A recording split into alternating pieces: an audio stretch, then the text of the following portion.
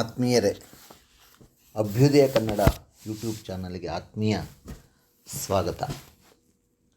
ನಾವು ಕನ್ನಡದ ಶ್ರೇಷ್ಠ ಕಥೆಗಳ ಅವಲೋಕನದಲ್ಲಿ ತೊಡಗಿದ್ದೇವೆ. ಈಗಾಗಲೇ ತಾವು ಅನೇಕ ಕಥೆಗಳನ್ನು ಈ ಚಾನಲ್ ಮುಖಾಂತರ ಕೇಳಿದ್ದೀರಿ. ನಾನು ಈ ದಿನ ನವ್ಯ ಸಾಹಿತ್ಯದ ಪ್ರಮುಖ ಲೇಖಕರು, ಕಥೆಗಾರರು, ಕಾದಂಬರಿಕಾರರು, ನಾಟಕಕಾರರು ಆಗಿರುವ ಶ್ರೀ ಪಿ ಲಂಕೇಶ್ ಅವರ ಕಥೆ ಮುಟ್ಟಿಸಿಕೊಂಡವನು ಎಂಬ ಒಂದನ್ನು ನಿಮ್ಮ ಮುಂದೆ ಇಡುತ್ತಿದ್ದೇನೆ. ಪಿ ಲಂಕೇಶ್ ಕನ್ನಡ ಸಾಹಿತ್ಯಕ್ಕೆ ಒಂದು ಹೊಸ ಮೆರುಗನ್ನು ತಂದು ಕೊಟ್ಟಿರ್ತಕ್ಕಂಥವರು. ಅವರು ಉಮಾಪತಿಯ ಸ್ಕಾಲರ್ಶಿಪ್, ಕೆರೆಯ ನೀರನ್ನು ಕೆರೆಗೆ ಚೆಲ್ಲಿ, ನಾನಲ್ಲ, ಯಾತ್ರೆ, ಕಲ್ಲು ಕರಗುವ ಸಮಯ ಮುಂತಾದ ಇತರ ಕಥೆಗಳು, ಉಲ್ಲಂಘನೆ, ಮಂಜು ಕವಿದ ಸಂಜೆ ಮೊದಲಾದ ಕಥಾ ಸಂಕಲನಗಳನ್ನು ತಂದಿದ್ದಾರೆ. ಅಕ್ಕ ಅಂತಕ್ಕಂಥ ಒಂದು ಕಾದಂಬರಿ ಕೂಡ, ಮುತ್ಸಂಜೆಯ ಕಥಾಪ್ರಸಂಗ ಇವರ ಕಾದಂಬರಿಗಳು. ಇವರು ಲಂಕೇಶ್ ಅವರು ಅನೇಕ ನಾಟಕಗಳನ್ನು ಕೂಡ ಬರೆದಿದ್ದಾರೆ. ಸಂಕ್ರಾಂತಿ, ಗುಣಮುಖ ಇವೆಲ್ಲವೂ ಕೂಡ ರಂಗ ಆಸಕ್ತರ ಗಮನ ಸೆಳೆದಿರತಕ್ಕಂಥದ್ದು.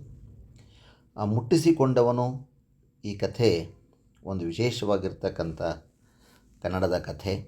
ವ್ಯಕ್ತಿಯ ಮುಗ್ಧತೆ, ಸಣ್ಣತನ ಮತ್ತು ಆತನ ಒಳಗೆ ಹುದುಗಿರ್ತಕ್ಕಂಥ, ಒಳಗಡೆ ಸೇರಿಕೊಂಡಿರ್ತಕ್ಕಂಥ ಜಾತಿ ಪ್ರಜ್ಞೆ, ಇದರಿಂದ ಹೇಗೆ ಒಬ್ಬ ವ್ಯಕ್ತಿ ನೋವನ್ನು, ತಳಮಳವನ್ನು ಮತ್ತು ಸಮಸ್ಯೆಗಳನ್ನು ಆತ ತಂದುಕೊಳ್ತಾನೆ ಅನ್ನೋದನ್ನು ಈ ಒಂದು ಕತೆ ಅತ್ಯಂತ ಮನೋಜ್ಞವಾಗಿ ನಮ್ಮ ಮುಂದೆ ತಂದುಕೊಡ್ತದೆ. ಹಾಗಾಗಿ ಇದೊಂದು ಪ್ರಾಮಾಣಿಕತೆ ಮತ್ತು ಮಾನವೀಯ ನೆಲೆಯಲ್ಲಿ ವೈದ್ಯರು ಹೇಗೆ ನೋಡ್ತಾರೆ ಅನ್ನೋದನ್ನು ಕೂಡ ಇದು ವಿವರಿಸ್ತದೆ. ಅತ್ಯಂತ ಸುಂದರವಾದ ಕಥೆಯನ್ನು ನಿಮ್ಮ ಮುಂದೆ ನಾನು ವಾಚನ ಮಾಡೋದಕ್ಕೆ ತುಂಬ ನನಗೆ ಸಂತೋಷ ಆಗ್ತಾಯಿದೆ. ಕೇಳೋಣ. ಮುಟ್ಟಿಸಿಕೊಂಡವನು. ಕಥೆ ಬರೆದವರು ಪಿ ಲಂಕೇಶ್. ಬಸಲಿಂಗನಿಗೆ ಅದು ಪುರುಸೊತ್ತಿಲ್ಲದ ಕಾಲ.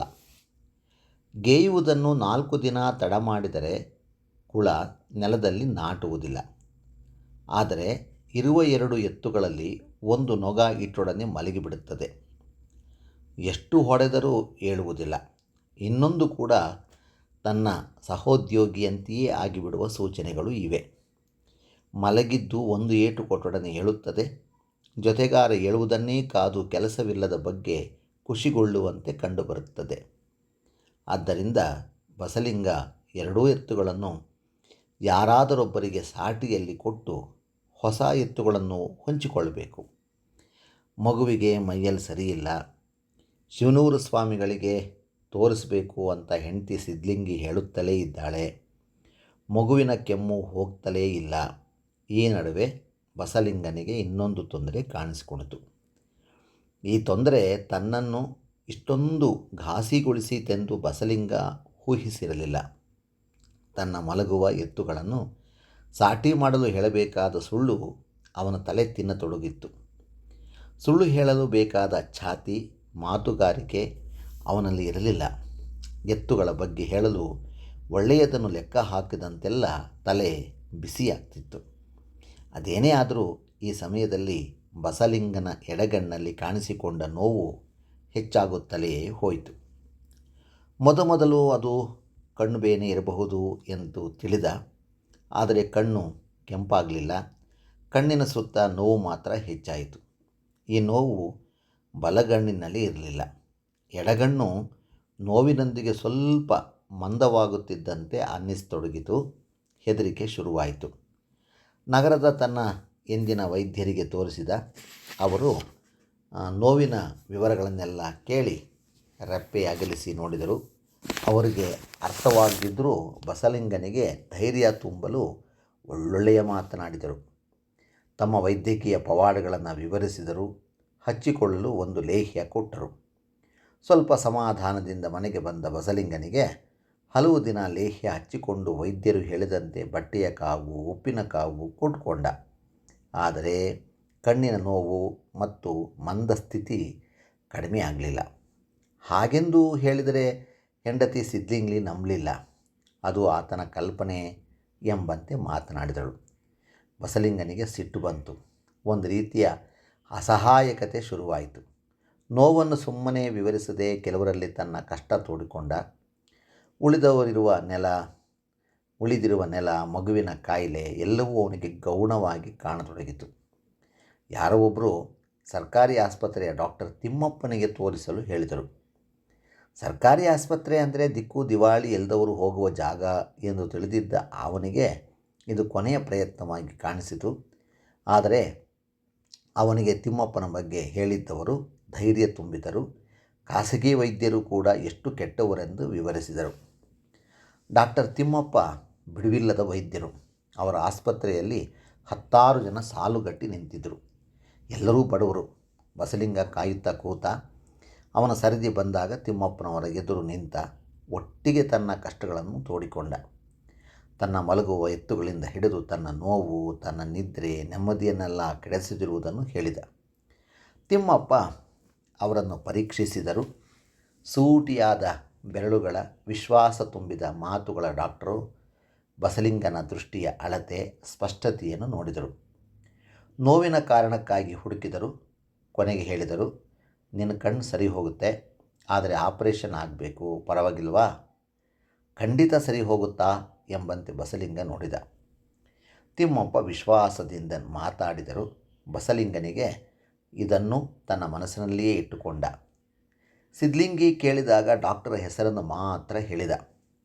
ವಿವರಗಳನ್ನು ತಿಳಿಸುವ ಉತ್ಸಾಹ ಅವನಲ್ಲಿ ಇರಲಿಲ್ಲ. ಮರುದಿನ ಹಕ್ಕೆ, ಹಿತ್ತಿಲು, ನೀರು ನಿಡಿಯ ಕೆಲಸವನ್ನೆಲ್ಲ ಮುಗಿಸಿ ಆಸ್ಪತ್ರೆಗೆ ಹೊರಟ. ತಿಮ್ಮಪ್ಪ ಎಷ್ಟು ಒಳ್ಳೆಯವರು ಎಂದರೆ ಅವರು ಅವನಿಗಾಗಿ ಕಾಯುತ್ತಿದ್ದಂತೆ ಇತ್ತು. ಬಸಲಿಂಗನಲ್ಲಿ ಅವರಿಗೆ ವಿಶೇಷ ಆಸಕ್ತಿ, ಪ್ರೀತಿ ಮೂಡಿದ್ದವು. ಅವನ ಹೊಲ, ಎತ್ತು, ಮಗು ಕೂಡ ಅವರಲ್ಲಿ ನಿಂತಿದ್ದವು. ಅನುಭವಿ ವೈದ್ಯರಾದ ತಿಮ್ಮಪ್ಪ ಬಸಲಿಂಗನನ್ನು ಆಪರೇಷನ್ಗೆ ಸಿದ್ಧಗೊಳಿಸಿ ಕೆಲವೇ ನಿಮಿಷಗಳಲ್ಲಿ ಆಪರೇಷನ್ ಮುಗಿಸಿದರು. ಅವನ ಕೈ ಹಿಡಿದುಕೊಂಡು ಹೇಳಿದರು, ನೋಡು, ಇದು ಸೂಕ್ಷ್ಮವಾದ ಶಸ್ತ್ರಚಿಕಿತ್ಸೆ. ನೀನು 2 ವಾರ ತಲೆಗೆ ನೀರನ್ನು ಸೋಂಕಿಸಬಾರದು. ನೀರು ಬಿದ್ದರೆ ಕಣ್ಣು ಕೆಟ್ಟು ಹೋಗುವ ಅಪಾಯ ಇದೆ. ಇದನ್ನು ಸರಿಯಾಗಿ ನೆನಪಿಟ್ಟುಕೋ. ಬಸಲಿಂಗನಲ್ಲೂ ತಿಮ್ಮಪ್ಪನವರ ಬಗ್ಗೆ ವಿಚಿತ್ರ ಪ್ರೀತಿ ಬೆಳೆದಿತ್ತು. ಆದರೆ ಅವನು ಮನೆಗೆ ಹೋದ ಮೇಲೆ ಸಿದ್ಲಿಂಗಿ ದೊಡ್ಡ ರಾದ್ಧಾಂತವನ್ನೇ ಎಬ್ಬಿಸಿದಳು. ಆಕೆಗೆ ಅದು ಹೇಗೋ ತಿಮ್ಮಪ್ಪ ಹೊಲೆಯರೆಂಬುದು ಗೊತ್ತಾಗಿತ್ತು. ತನಗೆ ಗೊತ್ತಿಲ್ಲದ ವಿಷಯ ಆಕೆಗೆ ಹೇಗೆ ತಿಳಿಯಿತು ಎಂದು ಬೆರಗಾದ. ತನ್ನ ತಿಮ್ಮಪ್ಪನ ನಡುವಿನ ಸಂಬಂಧ ಅವನಿಗೆ ಬೇರೆ ಎರಕದಲ್ಲಿ ಹೊಯ್ದಂತೆ ಕಾಣಿಸಿಕೊಳ್ಳತೊಡಗಿತು. ತನ್ನನ್ನು ಮುಟ್ಟುವ ಮುನ್ನ ಅವರು ತಮ್ಮ ಜಾತಿಯ ಬಗ್ಗೆ ಒಂದು ಮಾತು ಹೇಳಿದರೆ ಒಳ್ಳೆಯದು ಇತ್ತೆಂದು ಕ್ಷಣ ಅನ್ನಿಸಿತು. ಆದರೆ ಅಂಥ ಯೋಚನೆ ಕೆಟ್ಟದ್ದೆಂದು ಬೈದುಕೊಂಡ. ತನ್ನ ಆಳ್ತನದಲ್ಲಿ ಏನೋ ಕಮ್ಮಿಯಾದಂತೆ ಬಸಲಿಂಗನಿಗೆ ಅನ್ನಿಸಿತು. ಇದರಿಂದ ನೊಂದುಕೊಂಡ. ಈ ವಿಷಯವನ್ನು ಯಾರಿಗೂ ಹೇಳಕೂಡದೆಂದು ತೀರ್ಮಾನಿಸಿದ. ಸಿದ್ಲಿಂಗಿ ಕೂಡ ಇದನ್ನು ಒಪ್ಪಿದಳು. ಸೂತಕವನ್ನು ಪರಿಹರಿಸಲು ಬಸಲಿಂಗ ಮೈ ತೊಳೆದುಕೊಳ್ಳಬೇಕು. ತಿಮ್ಮಪ್ಪನವರ ಹಿತವಚನವನ್ನು ಮರೆಯದಿದ್ದರೂ ಅದು ಅಸ್ಪಷ್ಟವಾಗತೊಡಗಿತ್ತು. ಸಿದ್ಲಿಂಗಿ ಅವನಿಗೆ ಕಣ್ಣು ಮಾತ್ರ ನೆನೆಯದಂತೆ ಬಿಸಿ ಬಿಸಿ ನೀರು ಹೊಯ್ದು ಸ್ನಾನ ಮಾಡಿಸಿದಳು. ಮನಸ್ಸು ಹಗುರಾದರೂ ಪಟ್ಟುಗಳಲ್ಲಿ ಭದ್ರವಾಗಿದ್ದ ಎಡಗಣ್ಣು 2 ದಿನ ನೋವಿನಿಂದ ಮುಕ್ತವಾಗಿದ್ದು 3ನೆಯ ದಿನ ತುಡಿಯತೊಡಗಿತು. ಮತ್ತೆ ನೋವು ಶುರುವಾಯಿತು. ಈಗ ಬಸಲಿಂಗ ಇಕ್ಕಟ್ಟಿಗೆ, ಪಶ್ಚಾತ್ತಾಪಕ್ಕೆ ಸಿಕ್ಕಿ ಹಾಕಿಕೊಂಡ. ಸುಳ್ಳು ಹೇಳಲಾರದ ಬಸಲಿಂಗ 1 ವಾರದೊಳಗೆ ತಿಮ್ಮಪ್ಪನವರನ್ನು ಬಿಟ್ಟು ಬೇರೆಲ್ಲ ಡಾಕ್ಟರ್ಗಳಿಗೆ ತನ್ನ ಕಣ್ಣು ತೋರತೊಡಗಿದ. ಆದದ್ದು ಹೇಳಿದ. ಅವರು ನೀಡಿದ ಸಲಹೆ, ಔಷಧಿ ಸರಿ ಹೋಗಲೇ ಇಲ್ಲ. ಬೇರೆ ದಾರಿ ಕಾಣದೆ ತಿಮ್ಮಪ್ಪನವರ ಬಳಿಗೆ ಹೋದ. ಅವರು ಅವನನ್ನು ಪ್ರೀತಿಯಿಂದಲೇ ಪ್ರಶ್ನೆ ಕೇಳತೊಡಗಿದರು. ಬಸಲಿಂಗ ಉತ್ತರಿಸಿದ. ತಾನು ತನ್ನ ತಲೆಗೆ ನೀರು ಸೋಂಕಿಸಿಯೇ ಇಲ್ಲ ಎಂದು ಸುಳ್ಳು ಹೇಳಿದ. ಅವನು ನಡುಗುತ್ತಿರುವುದನ್ನು ನೋಡಿ ತಿಮ್ಮಪ್ಪ ತನಗೆ ಅನಿಸಿದ್ದನ್ನು ಹೇಳಿದರು. ತನ್ನ ಸುಳ್ಳು ಡಾಕ್ಟರಿಗೆ ಗೊತ್ತಾಗಿರುವುದನ್ನು ಕಂಡ ಬಸಲಿಂಗ ಇನ್ನೂ ತಬ್ಬಿಬ್ಬಾದ. ಬಸಲಿಂಗಪ್ಪ, ನೀನು ತುಂಬ ಒಳ್ಳೆಯವನು. ಆದದ್ದು ಆದ ಹಾಗೆ ಹೇಳು ಎಂದು ತಿಮ್ಮಪ್ಪ ತಣ್ಣಗೆ ಹೇಳಿದರು. ಬಸಲಿಂಗ ಜಡಗೊಳ್ಳತೊಡಗಿದ್ದ. ಸುಳ್ಳು ಹೇಳಿದ್ದ ಬಸಲಿಂಗ ಈಗ ಯಾಂತ್ರಿಕವಾಗಿ ಆದದ್ದನ್ನೆಲ್ಲ ಹೇಳಿದ. ತನ್ನ ಎದೆಯ ಭಾರ ಇಳಿದಂತೆ ಸುಮ್ಮನೆ ಮೌನವಾಗಿ ಕೂತ. ಹೆಂಗಾದರೂ ಮಾಡಿ ನನಗೆ ಇನ್ನೊಂದು ಸಲ ಆಪ್ರೇಷನ್ ಮಾಡಿಬಿಡ್ರಿ, ನಿಮ್ಮ ಮಾತು ಮೀರೋಲ್ಲ ಅಂದ. ತಿಮ್ಮಪ್ಪ ಕತ್ತು ಅಲ್ಲಾಡಿಸಿದರು. ಇನ್ನೊಂದು ಆಪರೇಷನಿಂದ ಏನೂ ಆಗುವುದಿಲ್ಲ ಎಂದು ಹೇಳಿದರು. ಈಗಿರೋ ಗಾಯಕ್ಕೆ ಔಷಧಿ ಕೊಡ್ತೇನೆ, ತಪ್ಪದೆ ಹಚ್ಚಿಕೋ ಎಂದು ಹೇಳಿದರು. ಅದೇಕೋ ಬಸಲಿಂಗನಿಗೆ ಸಿಟ್ಟು ಬಂದಿತ್ತು. ತನ್ನ ಜಾತಿಯನ್ನು ಕೆಡಿಸಿದ ತಿಮ್ಮಪ್ಪ ತನ್ನ ಬಗ್ಗೆ ನಿರ್ಲಕ್ಷ್ಯ ಬೆಳೆಸಿಕೊಳ್ಳುತ್ತಿರುವಂತೆ ಅನ್ನಿಸತೊಡಗಿತ್ತು. ತನ್ನ ಕಣ್ಣು ಹೋಗಲು ತಿಮ್ಮಪ್ಪ ಅದ್ಯಾವುದೋ ರೀತಿಯಲ್ಲಿ ಕಾರಣರಾದಂತೆ ತಿಳಿದ. ಆದದ್ದನ್ನೆಲ್ಲ ತಾನು ಬಲ್ಲವರಲ್ಲಿ ಹೇಳಿಕೊಂಡು ತಿಮ್ಮಪ್ಪನವರನ್ನು ಟೀಕಿಸಿದ. ಅದರಲ್ಲೂ ತಿಮ್ಮಪ್ಪನ ಬಗ್ಗೆ ಸಿಟ್ಟು ಬರುವಂತೆ ವಿಷಯಗಳನ್ನು ತಿರುಚಿ ಹೇಳಿದ. ಹೇಳುತ್ತಾ ಹೋದಂತೆ ತಾನು ತಿರುಚಿ ಹೇಳುತ್ತಿರುವುದೇ ಸತ್ಯವಿರುವುದಾಗಿ ನಂಬಿದ. ಒಮ್ಮೊಮ್ಮೆ ಇಡೀ ದಿನ ಏನೂ ಅರ್ಥವಾಗದವನಂತೆ ಕೂತು ಬಿಡುವ. ತನ್ನಲ್ಲಿ ಬೆಳೆಯುತ್ತಿದ್ದ ಸಣ್ಣತನಕ್ಕೆ ದಂಗಾಗಿ ಬಿಡುವ. ಇದು ಎತ್ತಿನ ಸಾಟಿಗೆ ಅನುಕೂಲವಾಗಬಹುದು, ಸುಳ್ಳು ತನ್ನ ಕುಟುಂಬಕ್ಕೆ ಸಹಾಯಕವಾಗಬಹುದು, ಹೀಗೂ ಅನ್ನಿಸಿತು. ಹೆಂಡತಿ ಸಿದ್ಲಿಂಗಿಯ ಜೊತೆಗೆ ಮಾತನಾಡುವಾಗ ಹೆಚ್ಚಿನ ಗೆಲುವು ಅವನ ಧ್ವನಿಯಲ್ಲಿ ಕಾಣಿಸತೊಡಗಿತು. ಉಡಾಫೆಯ ಮಾತಾಡುವುದನ್ನು ಕಲಿಯಬೇಕೆನಿಸಿತು. ಗೇಯುವುದು ತಡವಾದರೆ ಸಾಲ ಎತ್ತಿ ಬದುಕಲು ಕೂಡ ಉಡಾಫೆ ಸಹಾಯಕ. ಆದರೆ ಬಸಲಿಂಗನ ದುರಂತ ಆ ದಿಕ್ಕಿನಲ್ಲಿ ಇರಲಿಲ್ಲ. ತನ್ನ ಎಡಗಣ್ಣು ಪೂರ್ತಿ ಇಲ್ಲವಾಗಿ ನೋವು ಹೊರಟು ಹೋಗುತ್ತಿದ್ದಂತೆ ಬಲಗಣ್ಣಿನಲ್ಲಿ ನೋವು ಕಾಣಿಸತೊಡಗಿತು. ಎಡಗಣ್ಣಿನ ನೋವು ಆರಂಭವಾದಾಗಿನ ಅವನ ಮುಗ್ಧತೆ ಕೂಡ ಮನಸ್ಸಿಗೆ ಬಸಿಯತೊಡಗಿತು. ಈ ಸಲ ಹೆಚ್ಚು ಚುರುಕಾಗಿರಬಲ್ಲ ಛಾತಿ ಪಡೆದಿದ್ದರಿಂದ ಅನೇಕ ಡಾಕ್ಟರನ್ನು ಕಂಡ. ತಾನು ಬಲ್ಲ ಎಲ್ಲ ತನ್ನ ಲಿಂಗಾಯತ ಜಾತಿಯಲ್ಲಿ ರಾಜಕಾರಣಿ ರುದ್ರಪ್ಪನನ್ನ ಜೊತೆಗೇ ಕರೆದುಕೊಂಡು ಡಾಕ್ಟರ್ಗಳಿಗೆ ಅಲೆದ. ಕೆಲವು ಡಾಕ್ಟರ್ಗಳು ಇದಕ್ಕೆ ಆಪರೇಷನ್ನೇ ಬೇಕಾಗಿಲ್ಲ, ಆ ಡಾಕ್ಟರ್ ತಿಮ್ಮಪ್ಪನಿಗೆ ಬುದ್ಧಿ ಇಲ್ಲ, ಅದಕ್ಕೆ ಆಪರೇಷನ್ ಮಾಡಿದ್ದಾರೆ ಎಂದು ಹೇಳಿದರು. ಔಷಧಿ ನೀಡಿ ಹಿತವಚನ ಕೊಟ್ಟರು. ಆದರೆ ಬಸಲಿಂಗನ ನೋವು ಕಡಿಮೆ ಆಗಲಿಲ್ಲ, ಆತಂಕ ಹೋಗಲಿಲ್ಲ. ಈ ಕಣ್ಣಿನ ರೋಗಕ್ಕೆ ಔಷಧಿ ಇದ್ದೇ ಇರುತ್ತದೆ ಎಂದು ನಂಬತೊಡಗಿದ್ದ ಬಸಲಿಂಗ ಆಸುಪಾಸಿನಲ್ಲಿ ಇದ್ದ ಡಾಕ್ಟರ್ನೆಲ್ಲ ನೋಡಿದ. ಕೊನೆಗೆ ತನ್ನ ಉಡಾಫೆಯ ಶೈಲಿಯಲ್ಲಿ ತಿಮ್ಮಪ್ಪನವರನ್ನು ನೋಡಿದ. ತಿಮ್ಮಪ್ಪ ತನ್ನ ರೋಗಿಯಲ್ಲಿ ಆಗಿದ್ದ ಬದಲಾವಣೆ ಗಮನಿಸಿದರು. ಆತನ ಗಂಟಲು ದೊಡ್ಡದಾಗಿತ್ತು. ಅವನು ತನಗೆ ಅರಿವಿಲ್ಲದಂತೆಯೇ ಸಣ್ಣವನಾಗತೊಡಗಿದ್ದ. ಅವನ ಕಾಯಿಲೆ ದೇಹದ ಮಟ್ಟದಿಂದ ಮಾನಸಿಕ ಸ್ತರವನ್ನು ತಲುಪತೊಡಗಿತ್ತು. ತಿಮ್ಮಪ್ಪ ನೋವಿನಿಂದಲೇ ಹೇಳಿದರು, ಬಸಲಿಂಗಪ್ಪ, ನಾನು ನಿನ್ನನ್ನು ಮುಟ್ಟಿದ್ದು ಡಾಕ್ಟ್ರಾಗಿ. ಆದರೆ ನಿನ್ನಂಥ ಮುಗ್ಧ ಮನುಷ್ಯನಲ್ಲಿ ಕೂಡ ಈ ಮುಟ್ಟುವಿಕೆ ನಾನು ಊಹಿಸದೇ ಇದ್ದದ್ದನ್ನು ಮಾಡಿದೆ. ಅದು ನಿನ್ನ ತಪ್ಪಲ್ಲ, ಅದು ನಿನ್ನ ತಪ್ಪಲ್ಲ. ಇದಕ್ಕಾಗಿ ನಾನು ಯಾರನ್ನೂ ಬೈಯುವುದಿಲ್ಲ. ನೀನು ಈ ಸಲ ಒಂದು ಕೆಲಸ ಮಾಡು, ನನ್ನ ಹೆಸರನ್ನು ಹೇಳಿ ಡಾಕ್ಟರ್ ಚಂದ್ರಪ್ಪನವರನ್ನು ನೋಡು. ಅವರು ನನ್ನಷ್ಟೇ ಒಳ್ಳೆಯ ಡಾಕ್ಟರ್, ಏನೂ ತಪ್ಪು ತಿಳಿಯಬೇಡ ಎಂದರು. ಸರಿ, ಈಗ ಡಾಕ್ಟರ್ ಬಸಲಿಂಗ ಡಾಕ್ಟರ್ ತಿಮ್ಮಪ್ಪನವರನ್ನು ದ್ವೇಷಿಸದೇ ಇದ್ದರೂ ಅವ್ರ ಬಗ್ಗೆ ಒಂದು ರೀತಿಯ ಸವಾಲು ಬೆಳೆದಿತ್ತು. ತಾನು ಅವರ ಬಗ್ಗೆ, ಅವರ ಜಾತಿಯ ಕುರಿತು ಮಾತಾಡಿದ್ದೆಲ್ಲ ಅವರಿಗೆ ಗೊತ್ತಾಗಿರಬಹುದೆಂಬ ಆತಂಕ ಹುಂಬತನವಾಗಿ ಜಂಬವಾಗಿ ಬದಲಾಗಿತ್ತು. ಆತ ತಿಮ್ಮಪ್ಪನವರಿಂದ ಹೊರಗೆ ಬಂದೊಡನೆ ರಾಜಕಾರಣಿ ರುದ್ರಪ್ಪನನ್ನು ಕೇಳಿ ಚಂದ್ರಪ್ಪನ ಜಾತಿ ತಿಳಿದುಕೊಂಡ. ತಿಮ್ಮಪ್ಪನ ಜಾತಿಯಷ್ಟು ಕೆಟ್ಟದ್ದಾಗಿದ್ದಲ್ಲ ಅಲ್ಲ ಅರಿತು ನಿಸೂರಾದ. ಕೂಡಲೇ ಹೋಗಿ ಡಾಕ್ಟರ್ ಚಂದ್ರಪ್ಪನವರನ್ನು ನೋಡಿದ. ಅಲ್ಲಿ ಬಸಲಿಂಗನಿಗೆ ಅನಿರೀಕ್ಷಿತವಾದದ್ದು ಕಾದಿತ್ತು. ಬಸಲಿಂಗನ ಎಡಗಣ್ಣಿನ ಪೂರ್ತಿ ಚರಿತ್ರೆಯನ್ನು ಬಸಲಿಂಗನ ತಿರುಚುವಿಕೆಯೊಂದಿಗೆ ಕೇಳಿದ ಚಂದ್ರಪ್ಪ ಹೇಳಿದರು, ಡಾಕ್ಟರ್ ತಿಮ್ಮಪ್ಪನವರಿಂದ ಆಗದ ಕೆಲಸ ನನ್ನಂಥವರಿಂದ ಸಾಧ್ಯವಿಲ್ಲ. ನಮ್ಮ ವೈದ್ಯಲೋಕ ಬಲ್ಲ ಅತ್ಯಂತ ಪ್ರಾಮಾಣಿಕ ಪ್ರತಿಭಾವಂತ ಡಾಕ್ಟರು ತಿಮ್ಮಪ್ಪ. ಈ ಕಣ್ಣಿನ ರೋಗ ಅವರ ವಲಯಕ್ಕೆ ಸೇರಿದ್ದು. ನೀನು ಅವರನ್ನು ನೋಡಿದರೆ ಮಾತ್ರ ಇರುವ ಒಂದು ಕಣ್ಣು ಉಳಿಯುತ್ತೆ. ರಾಜಕಾರಣಿ ರುದ್ರಪ್ಪನೊಂದಿಗೆ ಹೊರಗೆ ಬಂದ ಬಸಲಿಂಗ ಬಿಸಿಲಲ್ಲಿ ತಲೆಯ ಮೇಲೆ ಕೈ ಹೊತ್ತು ಕೂತ. ಯಾರು ಮಾತಾಡಿಸಿದರೂ ಮಾತಾಡಲೇ ಇಲ್ಲ. ಹೆಂಡತಿಯ ಮಾತು ಕಿವಿಗೆ ಬೀಳಲೊಲ್ಲವು. ಬಲಗಣ್ಣಿನ ನೋವು ಭೀಕರವಾಗಿತ್ತು. ಬರುತ್ತಾ ದೃಷ್ಟಿ ಮಂದವಾಗ್ತಿತ್ತು.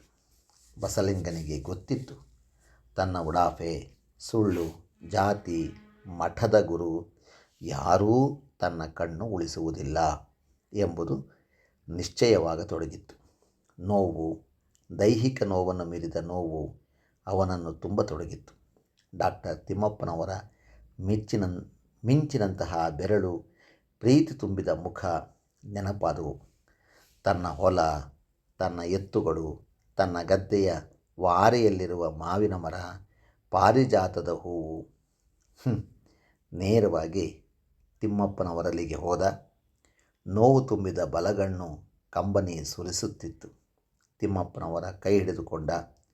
ಅವರನ್ನು ಅಪ್ಪಿಕೊಂಡು ಗಟ್ಟಿಯಾಗಿ ಅಳತೊಡಗಿದ. ತಿಮ್ಮಪ್ಪ ಚಲಿಸಲಿಲ್ಲ, ತಲೆ ನೇವರಿಸಲಿಲ್ಲ ಕೂಡ. ಉಸಿರು ಹತೋಟಿಗೆ ಬಂದಾಗ ಬಸಲಿಂಗ ಏನೇನೋ ಬಡಬಡಾಯಿಸಿದ. ಅದು ಅವನಿಗೆ ಮತ್ತು ತಿಮ್ಮಪ್ಪನವರಿಗೆ ಮಾತ್ರ ಗೊತ್ತಂತೆ ಇತ್ತು. ಎದುರಿಗೆ ಕುಳಿತಿದ್ದ ಬಸಲಿಂಗನನ್ನು ತಿಮ್ಮಪ್ಪ ಎವೆಯಿಕ್ಕದೆ ನೋಡಿದರು. ಆತನನ್ನು ತಾವು ಇಷ್ಟಪಡಲು ಕಾರಣವೇನೆಂದು ಚಿಂತಿಸಿದರು. ಅದು ಆತನಲ್ಲಿ ಒಮ್ಮೆ ಇದ್ದು ಈಗ ಮರು ಕಲಿಸಿರುವ ಮುಗ್ಧತೆ ಇರಬಹುದು.